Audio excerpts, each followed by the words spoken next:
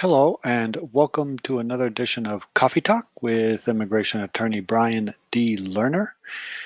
In this episode, I'd like to talk a little more about procedurally how you should continue forward with your various immigration petitions and what Trump continually tries to do with stopping immigration. First of all, he's signing these executive orders that just last week stopped H-1Bs from coming in, stopped J-1s, stopped L-1s, and so forth.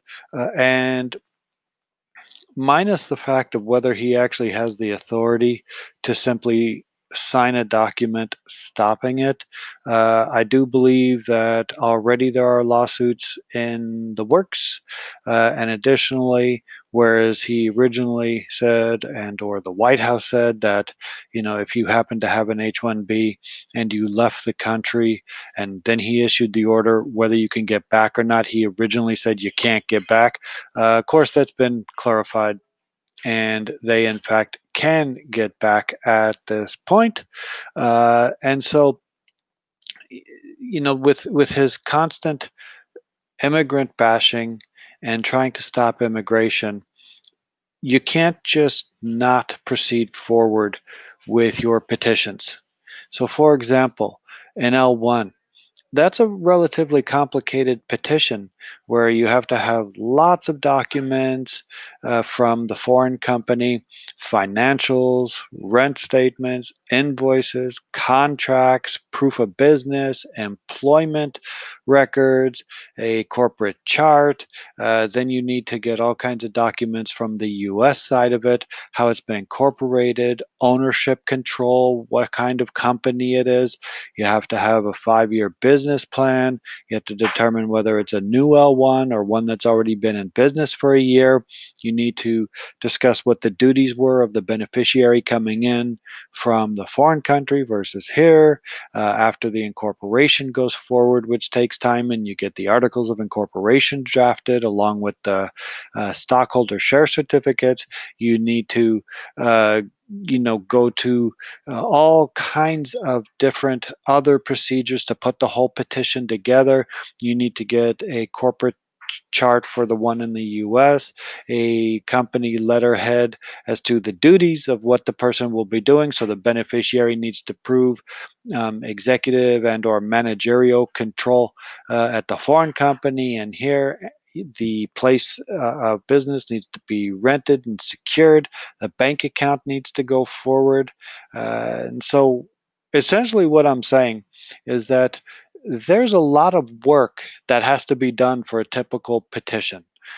So even if, as of today, it was ruled by the Supreme Court of the US that no L1s, in fact, can come in until January 1st, it is unlikely that your L1 petition would even be done by then, because before it ever gets to where you're at the interview, talking to the officer, trying to get an approval of the L1. It first has to go through USCIS here in the US, and then it needs to be transferred to the consulate. And there's no order that is stating that it can't go to USCIS for adjudication. So the preparation of it alone, and then the adjudication and time for adjudication of it with USCIS, with the likely RFE, that is the document where they send back saying we need to see more of this or that or whatever it is, an ultimate hopeful approval of it from USCIS, and then the time to officially have it transferred to the US consulate where you'll be having the interview. There's realistically no skin off your back if it doesn't happen until next January anyways.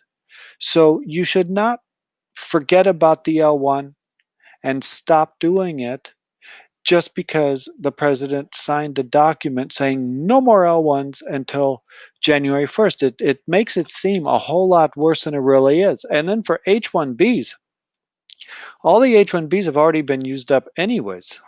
Okay, so and there's been clarification that if it was approved already, you're going to be able to come in.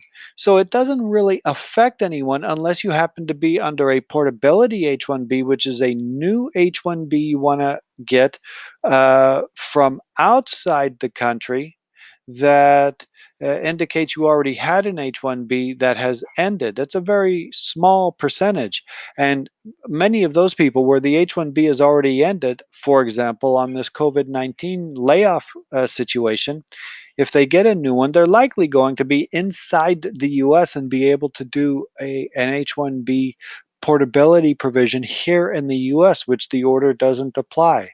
So the bottom line is, while it seems expansive and tough and difficult and harsh on its face, the reality is it's not really going to affect a terribly lot of people, and you should not decide that, oh, forget it, you're not going to do the L1, you're not going to do the H1B, you won't go forward because you need lead time anyways to have it properly prepared. You can't just snap your fingers, for example, and have an L1 done. Doesn't work like that.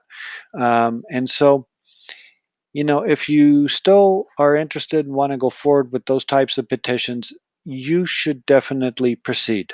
Okay. And then, of course, as a reminder, if you have any friends, relatives, children over 18 who are US citizens, tell them to vote November 3rd, and we can all vote Trump out of office so that the world becomes normal again and immigration isn't sidetracked by somebody who signs papers without thinking of consequences and just trying to appease his base. Okay, if you like the video, click like, subscribe. More on the coming videos. Thank you.